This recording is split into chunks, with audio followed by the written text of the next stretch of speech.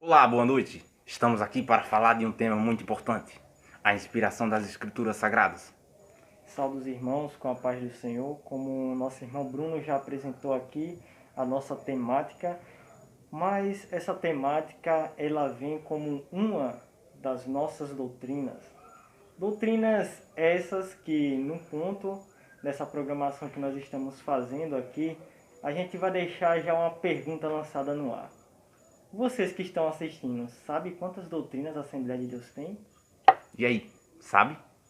Mas fica lançado o desafio. Peço que vocês, ao terminarem o vídeo, falem com os seus pais, avós ou alguém que já é componente da Assembleia de Deus e pergunte quantas são as doutrinas e quais elas conhecem e comenta no vídeo. Comenta aí embaixo, viu? Então vamos dar início Vamos. ao assunto. Necessariamente a gente está pautado no assunto que seria as nossas doutrinas. Então, a gente tem uma visão do que é doutrina. Porém, ela é um pouco conturbada. Isso sendo que é na maioria da membresia da igreja. O que seria necessariamente uma doutrina? A doutrina seria mulheres não cortar o cabelo, homens não andarem de bermuda. Isso é doutrina? Vamos saber. Então, Bruno vai dar um início aqui, o que seria já o embasamento. Bruno, isso que eu acabei de dizer, se não é doutrina, o que seria? Então, pessoal, doutrina é diferente de costumes. Costume é uma coisa, doutrina é outra. Então, o que o William acabou de falar é costume. Costume. Porque muitas das vezes a gente está na igreja, está lá há muito tempo, mas a gente não sabemos o que seria a diferença entre costume e doutrina. Então, o costume seria o quê? Aquilo que não é embasado na palavra, aquilo que é embasado pela a denominação, pela igreja, a Assembleia de Deus e entre outras igrejas, entendeu? Que, como o Bruno bem já definiu, nós temos o que seria os usos e costumes, que é uma confusão muito comum na nossa igreja dos nossos usos e costumes e doutrinas. Sendo que os nossos usos e costumes, eles não são literalmente embasados num contexto bíblico. Sim. Ele traz uma visão que seria de proteção da imagem dos nossos congregados, ao ponto de assim zelar pelo pendão, que no caso é a bandeira, a imagem da igreja, como também a si mesmo, como o templo de Cristo. E, por outro lado, nós temos as nossas doutrinas, que as nossas doutrinas são normas e regras das quais nós seguimos, que elas são estritamente embasadas na Bíblia e também faz parte do nosso credo. E nela nós tomamos como norma de regra de fé prática para as nossas vidas e nossos congregados. E vamos iniciar justamente com essa, a nossa primeira doutrina, a inspiração das Escrituras. As nossas Escrituras, elas são inspiradas por Deus? E aí? São inspirados por Deus? Eis a questão. É uma pergunta para você que está aí nos assistindo nesse momento. Bruno pode responder essa pergunta? Se quiser, pode fazer a leitura do versículo que Então, até nos esclarece. Então, a questão é que a... Peraí, acabei de... Meu Deus do céu. Perdendo o versículo aqui. Segunda Timóteo Então, 3. o texto base que vai falar aqui, as escrituras são inspiradas totalmente por Deus, está em 2 Timóteo, capítulo 3, versículo 16. Vai falar assim: toda a escritura é divinamente inspirada e proveitosa para ensinar, para redarguir e para corrigir e para instruir em justiça. Então deixa bem claro, pessoal, que toda a escritura é inspirada por Deus. Contra isso não há termo, não há impedimento, entendeu? Então, como o Bruno já bem disse, e fica bem claro no livro de 2 Timóteo 3, as escrituras elas são divinamente já inspiradas por Deus. existe uma controvérsia entre alguns dos nossos congregados que é a questão de uma busca de uma outra tradução no grego, que isso já diverge opiniões na Assembleia de Deus, quanto denominação, sendo que, com base nesse texto no grego, não deixa tão claro que as escrituras elas são totalmente inspiradas por Deus. Porém, nós temos aqui a nossa tradução do português que esclarece isso. Se tentarmos aceitar que essa tradução está errada, teoricamente estamos dizendo que a palavra está errada. E fica, Deus erra? Não, Deus é perfeito em tudo o que faz. Então já fica estritamente claro aqui que a nossa primeira doutrina seria justamente o credo que as escrituras são inspiradas por Deus. Verbalmente, como vemos ao longo dos capítulos que falam aos profetas, onde vemos aquela frase simbólica: diz o Senhor, que seria a forma verbal até então. Em muitos outros pontos da Escritura nós podemos ver a questão diz o Senhor, mas existe já a influência de Deus na vida das pessoas e profetas que constam nesse livro. Nós temos um exemplo que se trata no Antigo Testamento. Nós temos o rei Dário da Pérsia, que logo depois de tomar o reino de Nabucodonosor, ele, no seu primeiro ano de reinado, emite um decreto que permite que os cidadãos de Israel retornem ao seu reino para fazer o levantamento dos muros. Porém, Dário, que não tinha ciência da sua ação, era uma ação que já era profetizada pelo profeta Jeremias, onde o próprio profeta já cita o próprio nome que Dário em si faria esse decreto.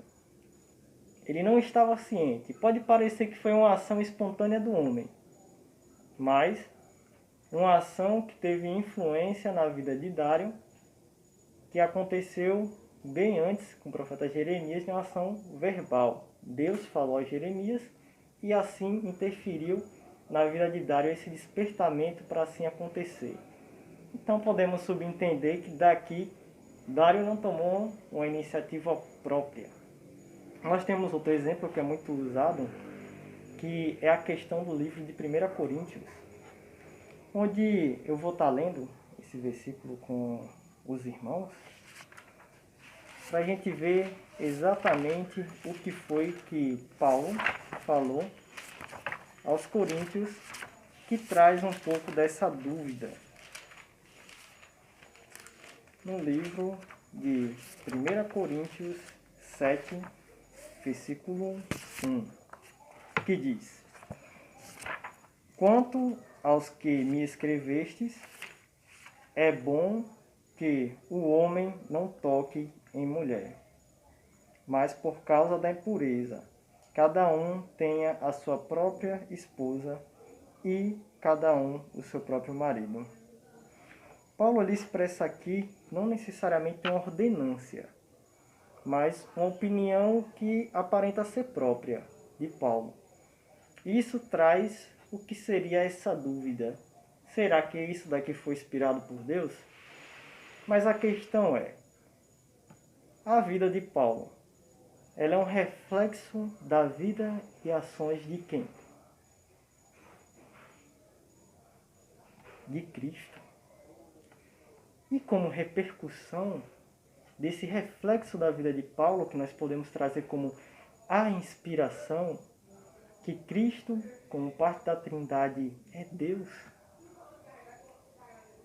vem a influir na vida de Paulo. Então, teve sim uma inspiração da vida de Paulo quando ele teve esse encontro com Cristo, já derrubando um pouco a tese. Mas nós vamos ter aqui uns textos que são ainda bem mais específicos. Nosso irmão Bruno vai estar lendo o texto de 1 Tessalonicenses, versículo 2, desculpa, capítulo 2, versículo 13.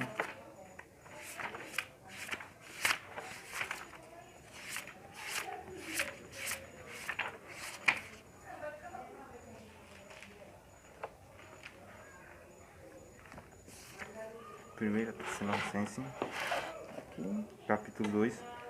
isso, versículo 13. Então diz assim: Por isso também damos, sem cessar, graças a Deus, pois, havendo recebido de nós a palavra da pregação de Deus, a recebeste não como palavra. Meu Deus do céu.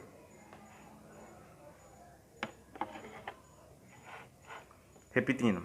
Por isso também damos, sem cessar, graças a Deus, pois, havendo recebido de nós a palavra da pregação de Deus, a recebeste não como palavra de homens, mas segundo é, na verdade, como a palavra de Deus, a qual também opera em vós, os que creste. Só até o 13 mesmo? Somente, até o 13. Ok.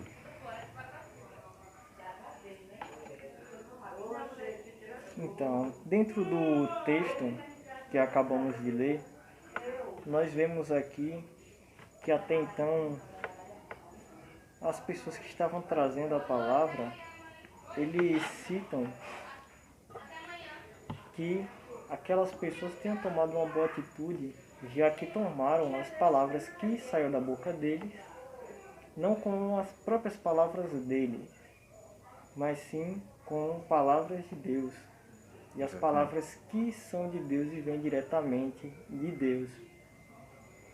Por mais que o homem tenha sido usado como atalaia, como boca de Deus, nem sempre aconteceu a situação, ou melhor, não é retratada na Bíblia a situação em que eles tomaram a iniciativa própria referente à sua natureza. E sim que teve uma inspiração direta, verbal, que é justamente no que cremos, que as palavras são inspiradas verbalmente por Deus, como também teve a inspiração que veio ao longo de uma transformação da vida deles, trazendo o que seriam o estilo de vida de um cristão que assim repercutiu nas ações deles que são citadas nesse livro. Outra prova disso vai estar quando Cristo pergunta aos seus discípulos: do que os filhos dos homens me chamam? E eles responderam: João Batista, Elias, um dos outros profetas. Mas Simão levanta e diz: Ele é o Cristo, o Filho do Deus vivo.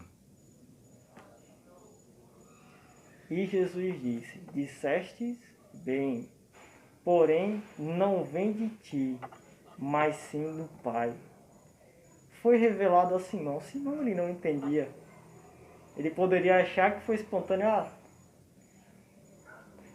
Lembrei, ou então entendi quem és tu. Mas não, proveniente de Deus. Então nós temos só mais um versículo que já faz a nossa ressalva a essa temática.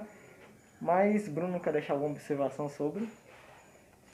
A única observação que eu queria deixar é que, como ele acabou de falar, William, que a palavra de Deus, quando Simão ele foi falar, quando as pessoas perguntaram de quem é esse?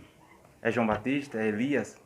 Simão, ele não foi na carne, ele foi no espírito, entendeu? Mesmo, de certa forma, ele não, assim, a pessoa perceber que ele foi usado por Deus meio que involuntariamente, entendeu?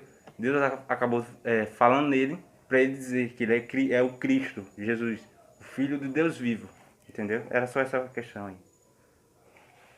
Ok, então nós temos aqui o que seria o nosso último versículo para estar encerrando esse primeiro assunto, que fica no livro de 2 Pedro, capítulo 1, versículo 21, que diz exatamente: porque nunca, jamais, qualquer profeta foi dada, ou me desculpa, qualquer profecia foi dada por vontade humana. Entretanto, homens santos falarão da parte de Deus, movidos pelo Espírito Santo. E aqui nós vamos já estar encerrando o que seria esse primeiro ponto. E lembrando que fale com seus parentes que já tem mais tempo na Assembleia para saber quantas e quais são as doutrinas que eles conhecem.